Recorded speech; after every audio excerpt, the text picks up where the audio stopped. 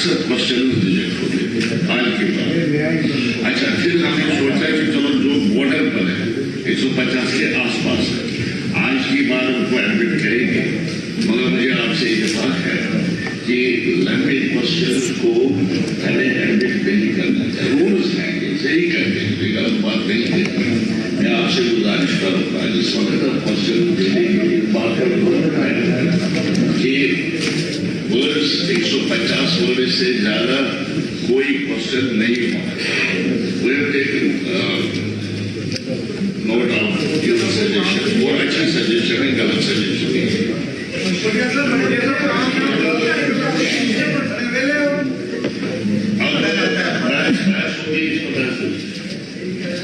सबसे पहले doctor Bashir Ahmad Shah VD साहब, आपको मालूम है इनका एक एक्सीडेंट हो गया।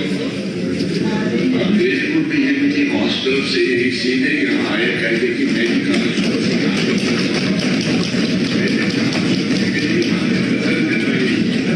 इसलिए मुझे कुछ टाइम लगा, लेकिन आप एक चीज करें, ज्यादा लंबी बात न करें, आपकी सेहत कहानी पूछे।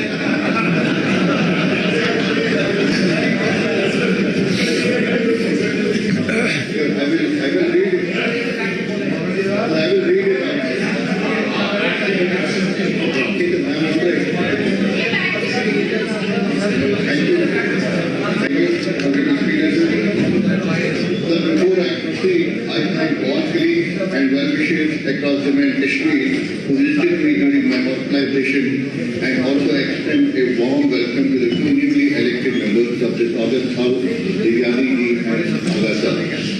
Honorable Speaker, sir, I rise to support the budget for 2026-27 placed before this August House. This is not merely a financial statement, but a reflection of our collective responsibility towards the people of Jammu and Kashmir. Raised in a difficult and sensitive environment marked by the tragic Pahalgam terror attack, the recurring floods and landslides, a wider economic anxiety, the budget by realism, restraint and responsibility. The budget deserves appreciation for its honesty and maturity. The transparent acknowledgement of revenue constraint, high-pointed expansion on salaries, pension and tax servicing, and continued dependence on central assistance strengthens institutional credibility. The estimated GSDP of around 2.9 lakh crore reflects resilience despite constraints.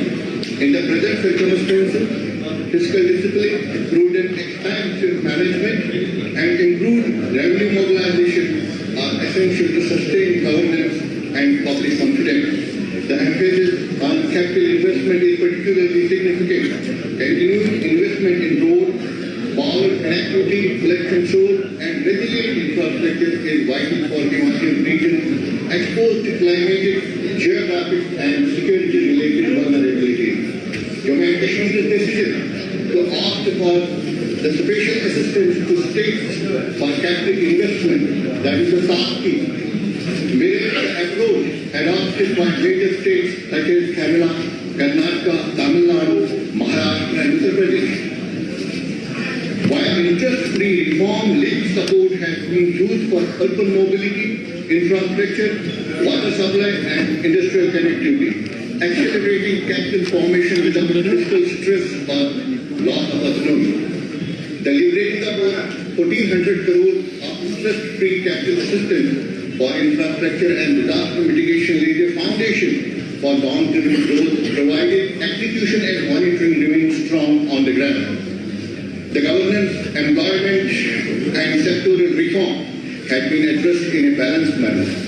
In this context, power sector reform of Giselle mentioned, installation of smart meters will help reduce losses, improve billing efficiency and strengthening financial health and stability of the power department. It is also important to note that budget has been preceded by wide consultation with stakeholders across the sector, and this consultative approach is reflected in its priority. That engagement strengthens ownership, improves policy relevance, and is a healthy democratic practice that deserves appreciation. The budget also demonstrates sensitivity towards social welfare and human development.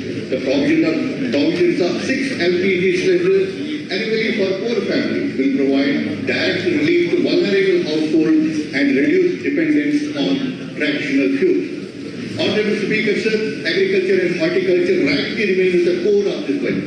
The focus on high-density horticulture, quality plant material, strengthening of nurseries, post-harvest infrastructure, cold storage, controlled atmosphere facilities, and crop insurance is commendable and will help improve productivity and climate resilience. However, for agrarian constituencies like Gujarat, agriculture revival is inseparable from irrigation infrastructure. Nearly 65 to 70% of Anantnag irrigation network lies in Gujarat, yet key canals and headworks remain neglected. I therefore place on record the urgent need for concretization of Reddy Canal and Nandi Canal, restoration of Nandi headworks at Tasipura, Kulgam, lift irrigation scheme and rock on for Naushara, Shadagam Tirhama, Take Maksud Shah, Shitipura, Wabzan, Kralpur, Panipura, Kandipura, Katur, Redipura, Subhanpura, Jablipura, and HP Vasa. Without assured irrigation, farmer income, security and climate resilience will remain incomplete. Closely linked is the issue of horticulture marketing. Despite increased production, growers continue to suffer from post-harvest losses, distress sales, and price manipulation. I urge the immediate completion and localization of international fruit and vegetable terminal market at Jablipura, including the 760 shops, grading centers, cold storage facilities, railway racks, and allied infrastructure.